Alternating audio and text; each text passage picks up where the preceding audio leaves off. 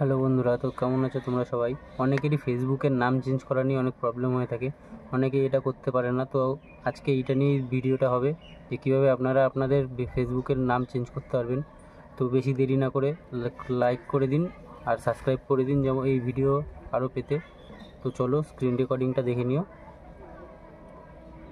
এখানে প্রথমেই screen রেকর্ডিংটা on করে নিই, দাঁড়াও। স্ক্রিন রেকর্ডিংটা অন করে নিয়েছি। তো এখানেই প্রথমেই ফেসবুকে ঢুকে যাবে। ফেসবুকে ঢুকেই থ্রি আইকনে চাপ দিয়ে দিতে হবে। থ্রি আইকনে চাপ দিয়ে উপরে সেটিং আছে, এখানটাও চাপ দিতে পারো, বা নিচে এসে এখানটা সেটিং অ্যান্ড প্রাইভেসি, এটা এসেও এই সেটিংয়ে ক্লিক করে দিতে পারো। তো ওপেন হয়ে যাবে আমাদের ফেসবুকের সেটিং অ্যান্ড প্রাইভেসি। তো একটু নেটওয়ার্ক ইস্যু করছে।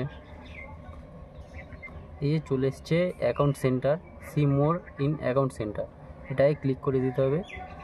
তো এখানে এসে সবার আগে এখানে দেখো পার্সোনাল ডিটেলস, এইটা অনেকে চাপ দেয়, ক্লিক করে ভাবে যে এটাতেই থাকবে, কিন্তু না, এটাই থাকে না।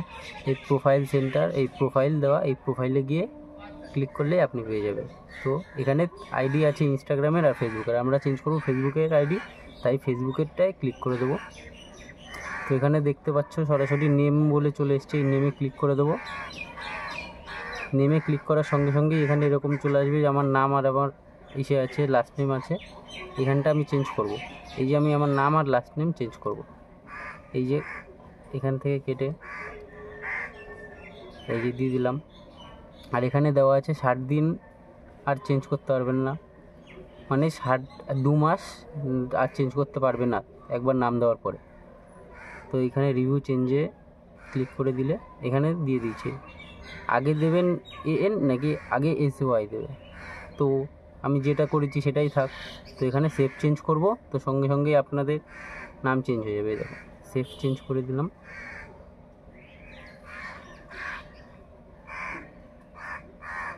তো একটু প্রসেসিং হতে সময় লাগছে, এই দেখো হয়ে গেছে। এখানেই দেখতে পাচ্ছ যে এই সায়নটা স্পেস হয়ে গেছে। তো এরকমভাবেই হবে নাম চেঞ্জ।